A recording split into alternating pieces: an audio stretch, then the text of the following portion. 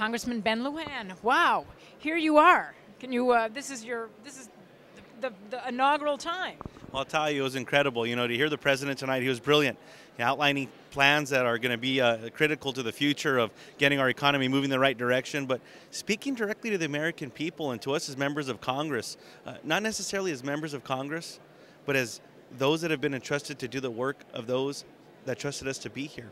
I thought it was just incredible. You know, he touched us. He reminded us that every action that we take, the votes that we take, the debates that we have, that the American people have to be at the center of each and every one of those. And I think those are words that we have to remember as we move forward. And I can tell you, as a new member of Congress, it's something that I appreciate very much. As a new member, just sort of tell us what it was like to be in the hall. Well, it's hard to describe. Truly an incredible night.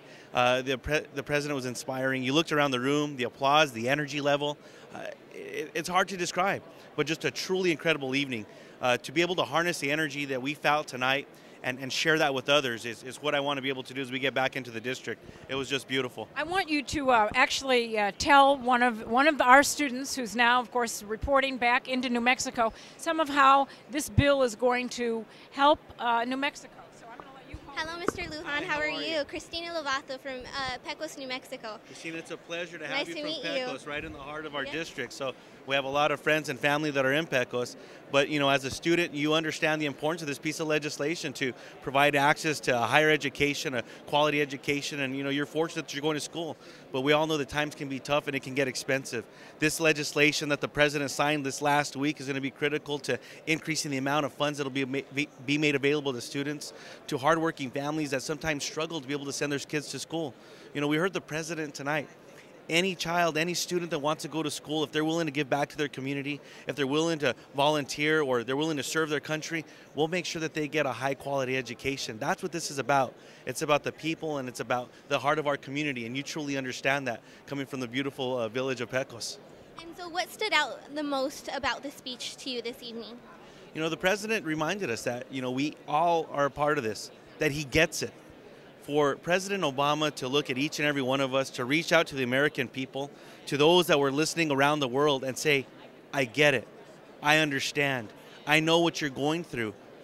He truly does. And you can hear from his words tonight talking about energy, education, healthcare, three components that are going to be critical to moving our country in the right direction, getting the country back on track, providing job opportunities. You know, in New Mexico, we heard today the unfortunate circumstance of Eclipse laying off or possibly laying off some of their employees.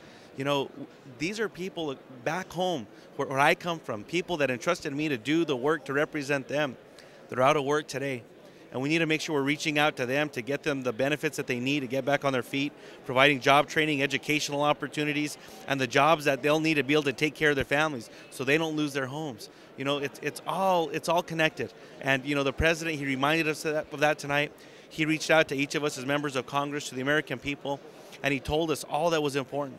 And he really inspired us. You know, it doesn't matter, Republicans, Democrats, Independents, whatever your beliefs are, wherever your values may lie. We all love our country and we want to see it prosper.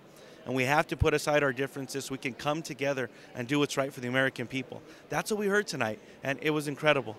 And so in New Mexico, as you know, a lot of small businesses, and from President Obama's speech this evening, he said, you know, there's going to be a tax with the $250,000, you know, salary, that the tax cuts, you know, what do you think about that? Just because in New Mexico there's so many small business, and that's where, you know, the money is going to be taken from those owners. So what's your reaction?